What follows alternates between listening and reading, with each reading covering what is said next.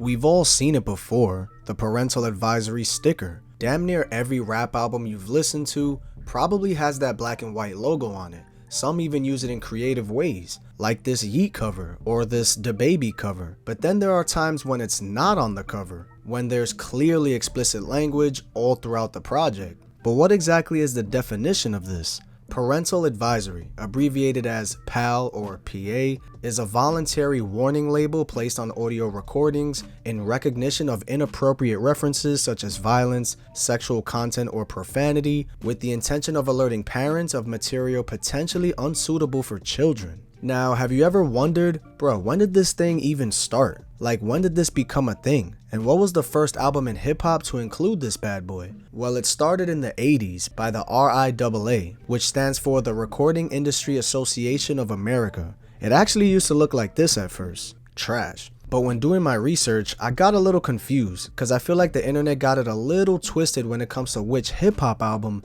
used it first. When you Google it, all you see in a lot of forums and Wikipedia says that the first album to bear the black and white parental advisory label was the 1990 release of Banned in the USA by 2 Live Crew. So I had to do a little digging for this truth, because I thought Straight Outta Compton by NWA was the first album to have that, but not exactly. The sources that I'm reading are saying that that 2 Live Crew album actually came out with the iconic logo that we're all familiar with on the artwork itself. But technically, NWA's Straight Outta Compton kind of started this trend. See, the original artwork for Straight Outta Compton had a label on it saying that it contained explicit lyrics, but it wasn't the label that we all know today. Retail stores would put an actual sticker on it back in 1988, the sticker that we all know. So technically, they started the trend first, but the 2 Live Crew album actually had the iconic logo on the artwork itself, like I said. So you can argue who really started that first or not. Ice Cube had something to say about this on Joe Rogan's podcast, actually. Then there was like the Tipper Gore shit where Al Gore's wife was trying to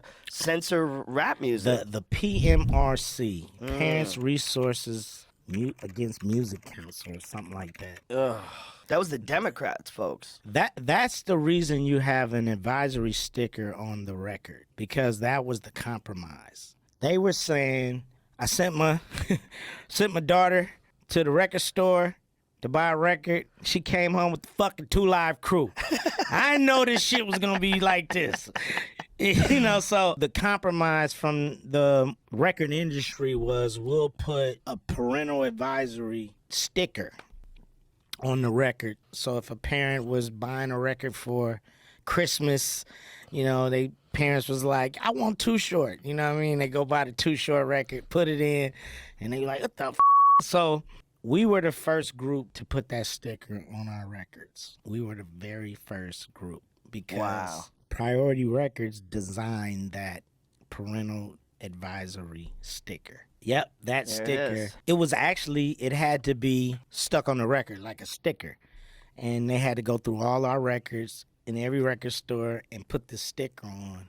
So the next time we did artwork, we just planted it in the artwork. And then kids wouldn't buy your shit if it didn't have the sticker. It's like people was putting the sticker on clean records. But is this little stamp even mandatory? What would happen if it's not on there and there is curses all over it? Would a Karen go and complain to the music industry? Is there something wrong, ma'am?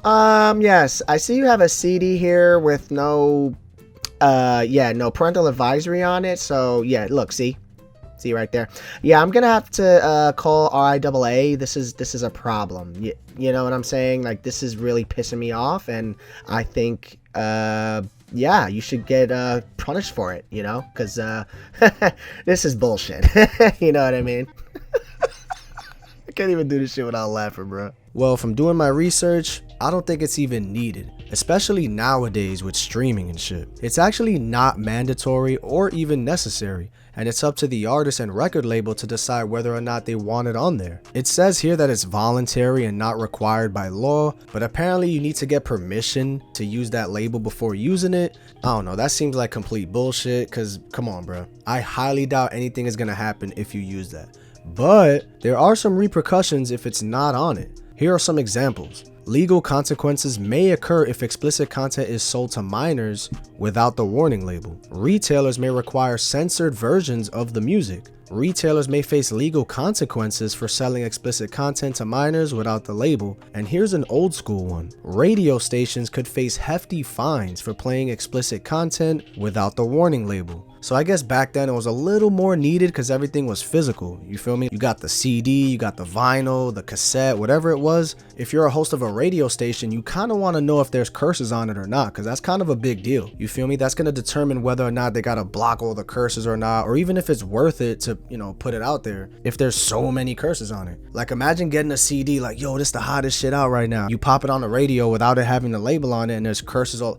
I'm sure they do their research before. I'm sure they listen to it before, but yeah, you never know. But yeah, have you ever thought about this? I don't know, I just woke up today literally with a random idea and decided to make this video. I hope you guys enjoyed it. Hit that like button and subscribe to your boy, and I'll check you guys in the next video. Peace.